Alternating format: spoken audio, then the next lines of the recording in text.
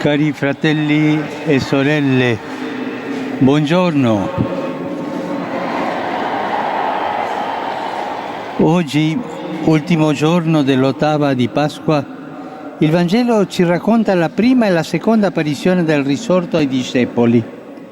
Gesù viene a Pasqua mentre gli apostoli sono chiusi nel cenacolo per paura, ma poiché Tommaso, uno dei 12, non è presente, 8 giorni dopo ritorna.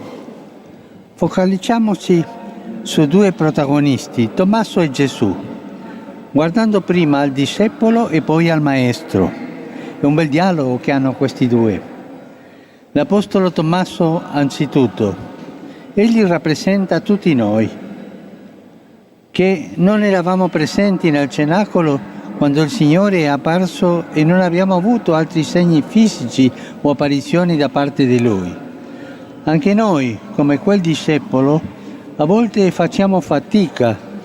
Come si fa a credere che Gesù è risorto, che ci accompagna ed è il Signore della nostra vita, senza averlo visto, senza averlo toccato? Come si fa a credere questo? Perché non ci dà qualche segno più evidente il Signore della sua presenza, del suo amore, qualche segno che io possa vedere meglio. Ecco, anche noi siamo come Tommaso, con gli stessi dubbi, gli stessi ragionamenti. Ma non dobbiamo vergognarci di questo.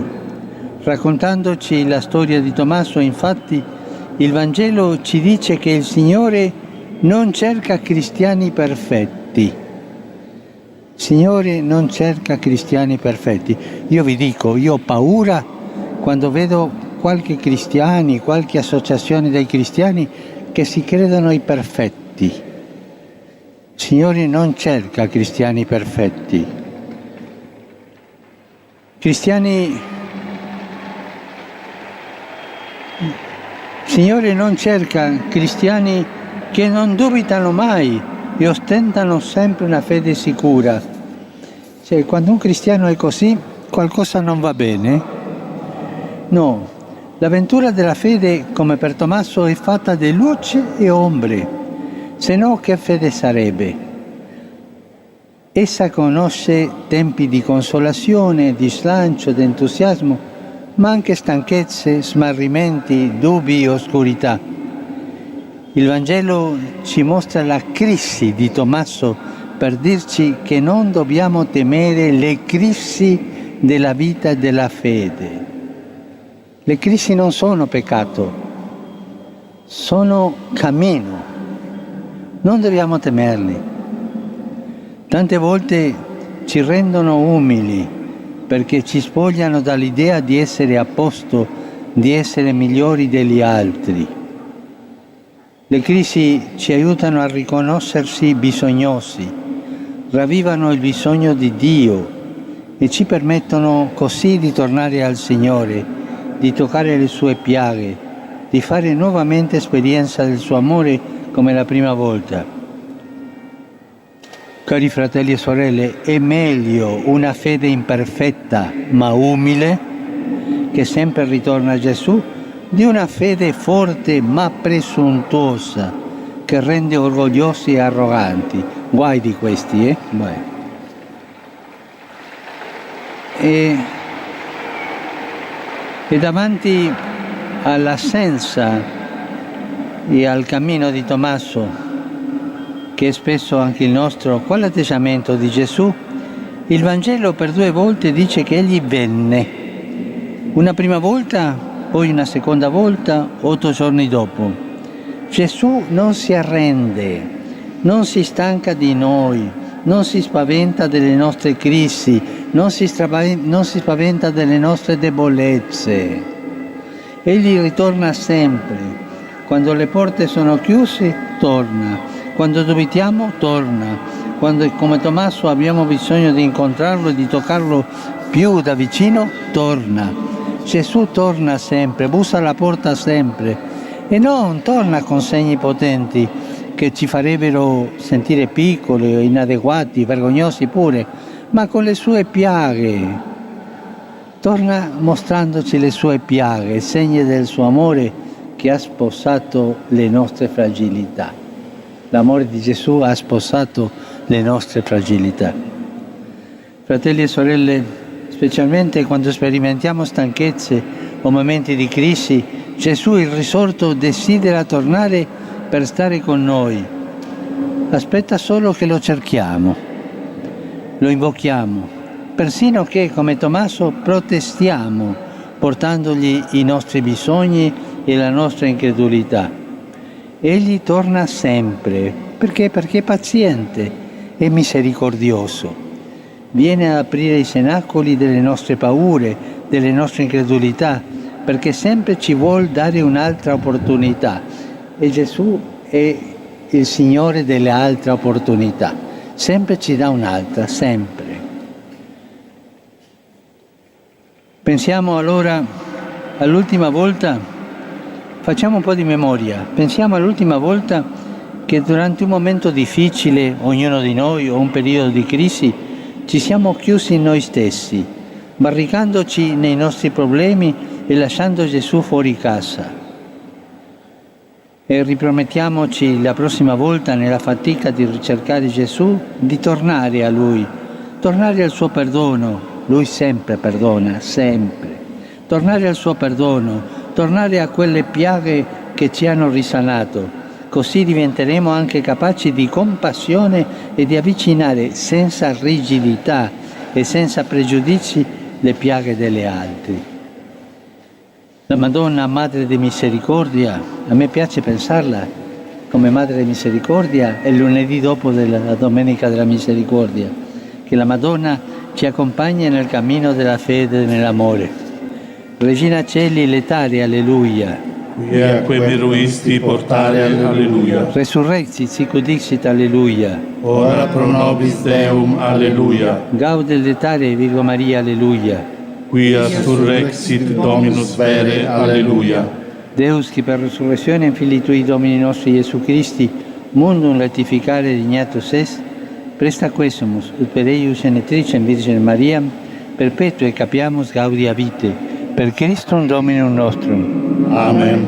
Gloria Patri et Filio et Spiritui Sancto. Sic ut erat in principio et nunc et semper et in saecula saeculorum. Amen. Gloria Patri et Filio et Spiritui Sancto. Sic ut erat in principio et nunc et semper et in saecula saeculorum. Amen. Gloria Patri et Filio et Spiritui Sancto. Sic ut erat in principio et nunc et semper et in saecula saeculorum. Amen. Pro fidelibus et fontis requiem aeternam dona eis Domine. Et lux perpetua luceat eis. Requiescant in pace. Amen. Sit nomen Domini benedictum. Ex hoc nunc et usque in saeculum. Aiutorium nostrum in nomine Domini. Qui feci caelum et terram. Benedicat vos, omnipotens Deus, Pater, et Filius, et Spiritus Sanctus. Amen.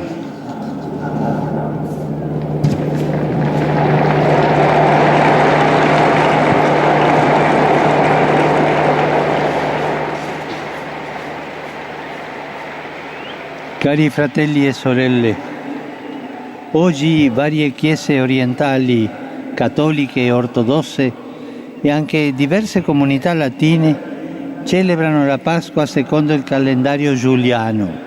Noi l'abbiamo celebrato domenica scorsa secondo il calendario gregoriano. Porgo loro i miei auguri più cari. Cristo è risorto veramente. Sia Lui a colmare di speranza le buone attese dei cuori. Sia Lui donare la pace oltraggiata dalla barbarie della guerra. Proprio oggi ricorrono 2 mesi dall'inizio di questa guerra. Anziché fermarsi, la guerra si è inasprita.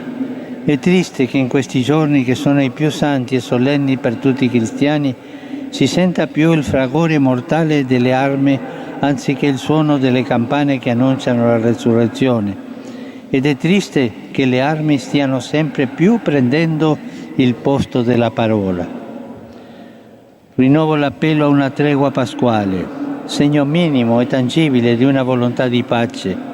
Si arresti l'attacco per venire incontro alle sofferenze della popolazione stremata. Ci si fermi obbedendo alle parole del risorto che il giorno di Pasqua ripete ai suoi discepoli: pace a voi, pace a voi. A tutti chiedo di accrescere la preghiera per la pace e di avere il coraggio di dire e di manifestare che la pace è possibile. I leader politici, per favore, ascoltino la voce della gente che vuole la pace, non un'escalation del conflitto.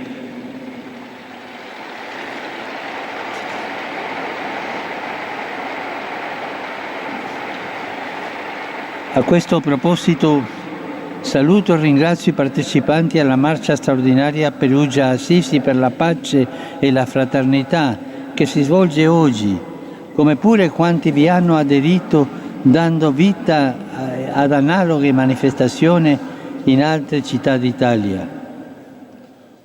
Oggi i vescovi del Camerun compiono con loro fedeli un pellegrinaggio nazionale al santuario mariano di Marienberg per riconsacrare il paese alla Madre di Dio e metterlo sotto la sua protezione. Pregano in particolare per il ritorno della pace nel loro paese, che da più di 5 anni in varie regioni è lacerato dalle violenze. Eleviamo anche noi la nostra supplica insieme ai fratelli e alle sorelle del Camerun, affinché Dio, per intercessione della Vergine Maria, conceda presto una pace vera e duratura a questo amato Paese. Saluto tutti voi, romani, pellegrini, venuti dall'Italia e da tanti Paesi. In particolare saluto i polacchi con un pensiero per i connazionali che celebrano la giornata del bene promossa dalla Caritas e anche per le vittime degli incidenti nelle miniere. Saluto i fedeli di Milano, Faenza, Verolanuova, Nembro e i volontari vicentini dell'Ordine di Malta. Un saluto speciale al pellegrinaggio dei giovani cresimati della diocesi di Piacenza Bovio, accompagnati dal loro vescovo, come pure ai ragazzi della cresima di Mondovì, Almeno, San Salvatore, Albegno, Cassano, San Martino e Alta Padovana, e anche al gruppo di Sant'Angelo Lodigiano.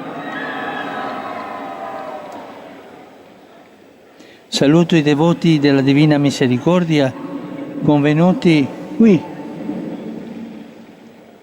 nella chiesa santuario di Santo Spirito in Sassia, e i partecipanti al cammino della Sacra di San Michele e a Monte Sant'Angelo. Buona domenica a tutti. E per favore, non dimenticatevi di pregare per me. Buon pranzo e arrivederci.